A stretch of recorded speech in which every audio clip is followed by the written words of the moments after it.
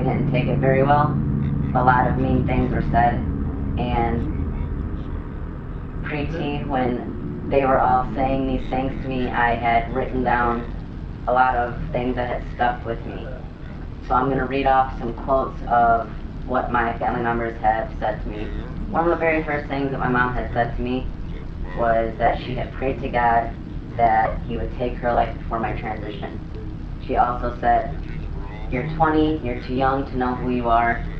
She had also told me, "Stop being so sensitive to our opinions," meaning her and my family. My older brother had said to me, "You're making me uncomfortable. I have a brother and a sister, not two brothers. You just need to grow up. I know you best and you aren't a male. You're not a man, you'll never be a man. No matter what you do to your body, you'll never know what it's like to live as a male." My dad had said to me, and I'm quoting him, so excuse some of my language, "Transgender isn't real, it's made up. You are what you are, leave it the fuck alone. You're fucked up in the head. Transitioning is going to fuck you up even worse in the head.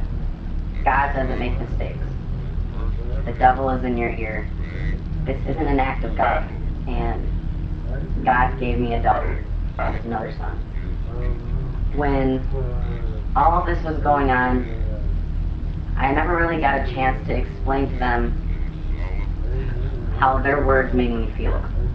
I just kind of sat there and took it, because with my family, and I'm sure with other families as well, no matter what you say, they're not listening to you. They only think of their opinion, and their opinion is the right way, the only way, and they're not going to budge. They're going to stay closed-minded, they're not going to want to educate themselves, and they're just going to believe what they want to believe. When I had first realized that I was transgender, my biggest fear was that I was going to lose my family. And for the most part, that had happened. I can get over what a stranger says to me in 10 seconds.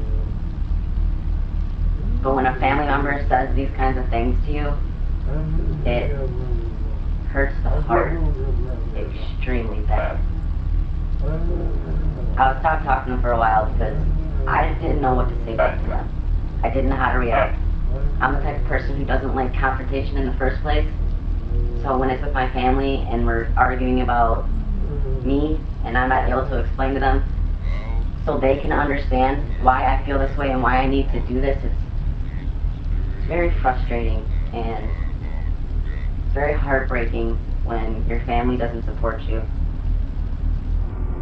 A dog's penis is not like a human penis. A dog's penis, when a dog is in a sexual act, is going to sort of expand at the base, and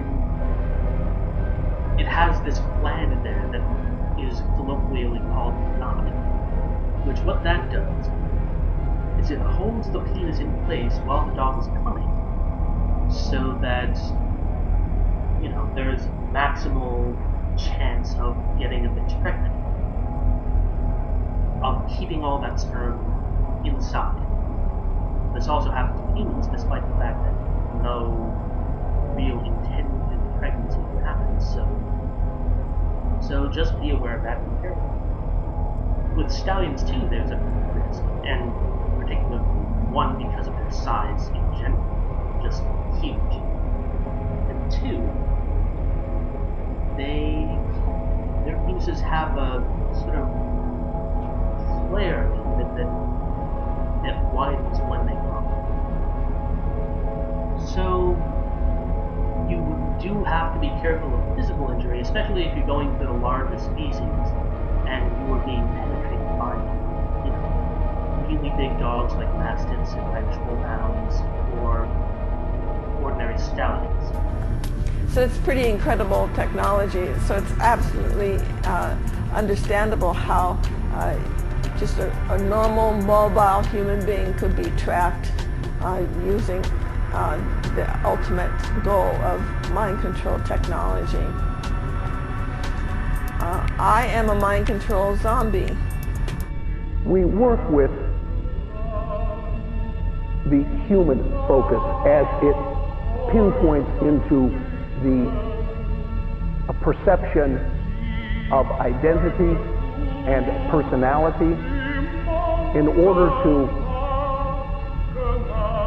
work to create more enjoyable beings and as well to lead you back to what you truly are. Again, we would say what and not who, for truly you are a great deal more than the personhood which you typically recognize throughout your waking conscious effort in this world of apparency.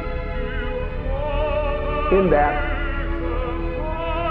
from our vantage point outside of your system, we see that you form your reality in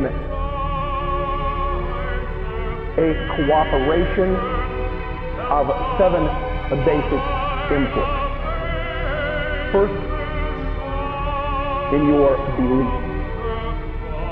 The precepts you hold act as laws. These are opinions which are held with strong conviction, and regarding the reality which they allow, the reality which you are able at any moment's point to create, allow thought and feeling, which we refer to as a thought-feeling group. From that as well springs mental image. The thought-feeling group, the mental image, then become idea. Beyond that, attitude is allowed, which is replete with your own physical body postures. You're a sad story, but your wife doesn't want to fuck you, your girlfriend doesn't want to fuck you. You sit there jerking on cam with me, sleeping right next to her, fuck you. You pay me to play, and you like it like that, because you know that's where you belong, at the bottom. You're the bottom of the fucking food chain, and I don't give a shit about you. You give your kid away at his or her most plastic years to a group of strangers. You accept a promise, sometimes stated and more often implied, that the state, to its agents, knows better how to raise your children and educate them than you, your neighbors, your grandparents, your local traditions do. And that your kid will be better off so adopted. By the time the child returns to the family, or has the option of doing that, very few want to. Their parents are some form of friendly stranger too, and why not? In the key hours of growing up. Strangers have reared the kid. Now let's look at the strangers, of which you were one and I was one. Regardless of our good feeling toward children, regardless of our individual talents or intelligence, we have so little time each day with each of these kids. We can't possibly know enough vital information about that particular kid to tailor a set of exercises to that kid. Oh, some of us, will try more than others, but there simply isn't any time to do it to a significant degree. So what we do is accept, and of course we don't accept this, we're fired or harassed. We accept the state's prescription that's written in manuals. You do this first, and this second, and this third, and here you have a little latitude to talk to the kid. And the way the state checks on whether you follow that diet is there's standardized tests given at intervals. If your kids do badly, it does not mean that they're bad readers or anything else. It means that they haven't been obedient to the drills the state set down. And they're marked for further treatment later on, or they're marked to be excluded from responsible jobs. Perhaps some way for being excluded from the colleges that lead to responsible jobs, in other ways from the licenses that lead to responsible jobs. This was all worked out. It didn't evolve by a lot of rational people saying, we'll take this, this, and this from the past, then the next generation will take this, this, and this. This was set down largely in a handful of places. Prussia was perhaps the most prominent of those places. And the Prussian experiment leaped into the United States almost immediately in the 1840s, leaped into the United States. Its propagandists covered the country here. Its backers, its financial backers set up the most important teacher training institutes and financed those institutes. And then no one was allowed to become a teacher who didn't more or less subscribe to the fact that experts could create a curriculum and pedagogues could administer it. Well, that's exactly what Horace, the Roman essayist, talked about in several of his essays. He said, the master creates the lessons. The pedagogue, the teacher, administers the lessons. But if you find the teacher creating the lessons or deviating from the direction of what we're headed in, you get rid of the pedagogue. Just as sure as I'm standing behind this microphone this evening, Jesus is coming again. Just as sure as he went away, he's coming again. In 1 Thessalonians 4:16 it says, the Lord himself shall descend from heaven. Not the Holy Spirit, not death, but the Lord himself shall descend from heaven. Now this coming is going to be a surprising coming. In 1 Thessalonians chapter 5 and verse 2, it says, the apostle says he's coming as a thief in the night. In Matthew 24 to 44, it says, in such an hour as ye think not, the Son of Man cometh. It's going to be a sudden coming. In Matthew 24 and 27, it says, as lightning from the east to the west, so shall the coming of the Son of Man be.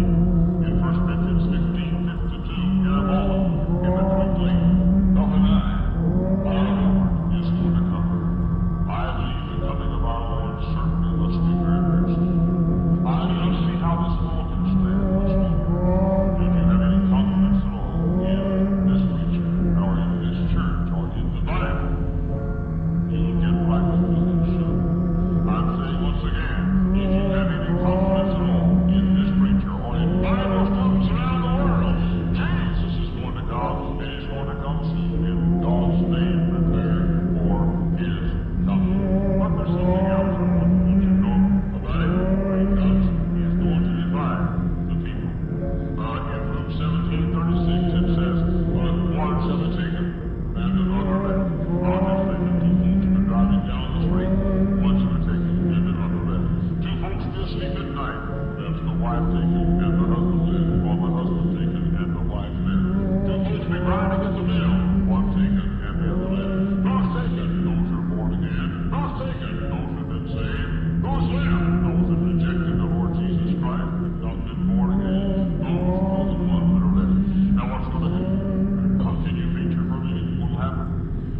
Let's suppose that there is a pilot in an airplane, and he has some passengers behind him. And the pilot, suddenly Jesus comes, the trumpet sounds, the dead in Christ rise, the living rise to the Lord of the air, the Lord will be archangel, the saints come forth. And the dead in Christ come forth, and all the living saved rise to meet the Lord Jesus Christ in the air. Think about the airplanes that will crash to the ground. Think about the trains that are running wild and smoking down the track, and then when it comes to a curve, will plunge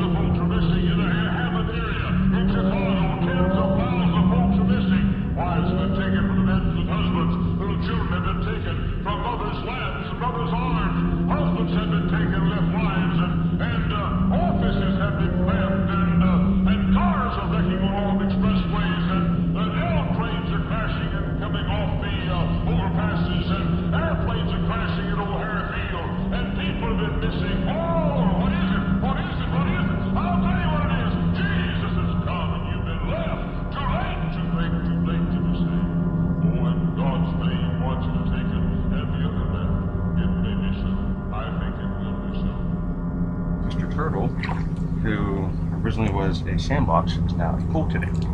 So yeah, cool. I am pretty sure that my diaper is pulling it.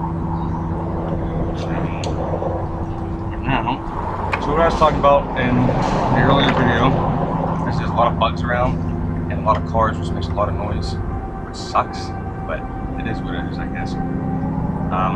If you notice, if you watch all my videos, you'll notice I say it is what it is a lot. This is something that I say. Hey, today I would like to talk about a personal hero of mine. A man who during his time was considered socially awkward. A man who was hated during his time because he went against the norm. They wanted to hit him, hurt him, punch him, and kick him. And eventually this man paid the ultimate price, which was death. This man's name was Jesus Christ, Yeshua Mashiach. And even though Jesus Christ was one of the most hated men during his lifetime, he rose through the ranks to become one of the most popular men who ever lived, whose teachings today are now revered by billions upon billions of people. But I gotta ask the question, was Jesus Christ autistic? Did Jesus Christ have autism? I mean, let's look at the facts. He was socially awkward. He said things, and he did things, and he had certain mannerisms that made everybody upset. He didn't belong. He didn't fit in.